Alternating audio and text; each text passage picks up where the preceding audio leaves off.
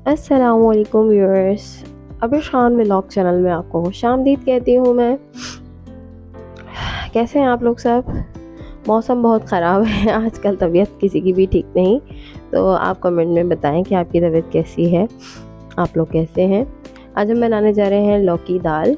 तो मैंने जो है वो लौकी क्यूब में कट कर लिया था और दाल जो है वो भिगो के आपने रखनी है कम से कम 30 मिनट्स के लिए, ठीक है। इसके बाद आपने 3 प्याज लेना है, उसको स्लाइस करके कट कर लेना है और पैन में आपने ऑयल डालना है। उसके बाद आप प्याज डालेंगे, प्याज को लाइट सा गोल्डन करना है, मतलब ज़्यादा आपने बहुत ज़्यादा गोल्डन नहीं करना। उसके बाद आपने भीगी हुई जो मूंग मसूर की दालें हैं, हम लोग जो है वो मिक्स यूज़ करते हैं, मतलब मूंग की भी और मसूर की भी।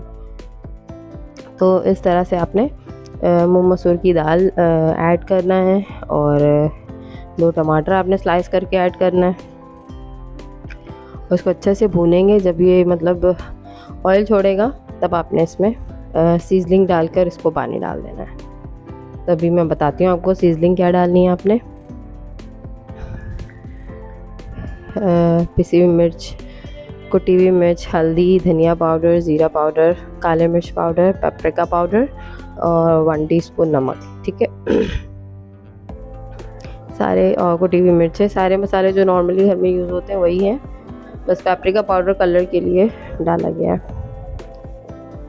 ठीक है। इसे ज़रूर ट्राई कीजिएगा। बाकी उसके बाद जैसे ही भुनता मतलब तेल इसने ऑयल ने सालन ने छोड़ दिया, तो फिर मैंने लौकी जो है वो कट करके वो डाला था, कट करके रखा था वो डाल दिया। आप इसको पानी में ज़रूर भिगो के रखें वरना ये अजीब सा ब्लैक सा हो जाता है। बस लौकी डाल के भी आपने इसको भूनना है, क्योंकि लौकी भी अभी पानी जो है वो पानी छोड़ेगा।